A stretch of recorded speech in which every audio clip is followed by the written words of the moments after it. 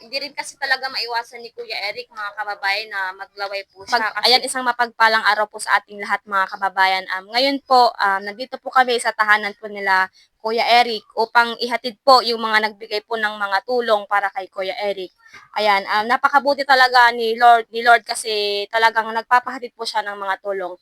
Ito rin po, nagpapasalamat din po ako sa mga nagbigay po ng tulong, kay Ma'am Mitch Cruz po, at kay Ma'am Mela Molinger po. At ganoon din po yung mga nagbigay din po na hindi ko na po kayo maisa-isa, mga kababayan, at kahit sa kunting halaga po ay pag naipon po, malaking bagay na po sa ating, para sa ating mga kababayan po na mas nangangailangan po, mga kababayan. Ayan po, bumili din po tayo ng mga bigas, mga kababayan, mga biscuit po ni Kuya Eric, isang tray po na itlog, at sa mga ano po, mga kababayan, mga pangangailangan din po sa pang-araw-araw po nila. Ayan, Kuya Eric, mga sabon mo, Kuya. Kamusta ka naman, Kuya? Sa kalagayan mong ganyan po. Ano po, Kuya? Ayan.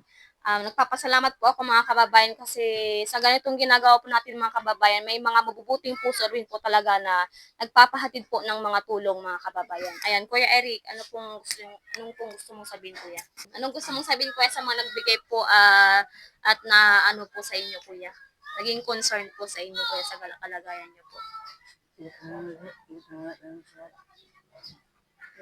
Hindi rin kasi talaga maiwasan ni Kuya Eric, mga kababayan, na maglaway po siya kasi yung sa bunganga niya po talagang nagiging ano po, parang natutunaw po, mga kababayan. Kasi may nagsabi rin po sa amin na nadaanan po namin doon nung ilang taon ka po nagsimulang naging ganyan yung ano po. Ha? Pa? Idi kinder? Doon pa po? Matagal na po, Kuya. Kaya matagal na po. Mga bata pa daw po, mga 10 years old daw po.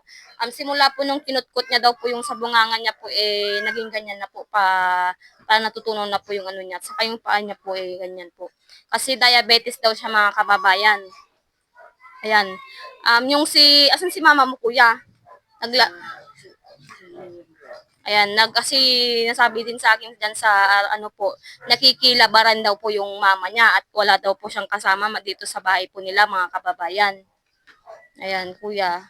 Tiwala lang ka, Kuya. Tiwala lang po, Kuya. Ano po? Ayan, pagaling ka, Kuya.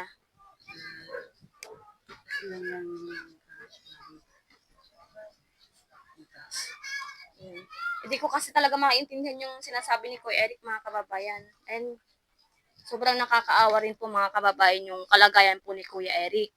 Lalong-laro na rin po dito sa kanyang paa at saka dito po sa bunganga niya. Siyempre, pag kumakain po siguro siya, mga kababayan, talagang hindi po maiwasan na magkalat po, mga kababayan. Dito ka natutulog, Kuya Eric? Dito pa?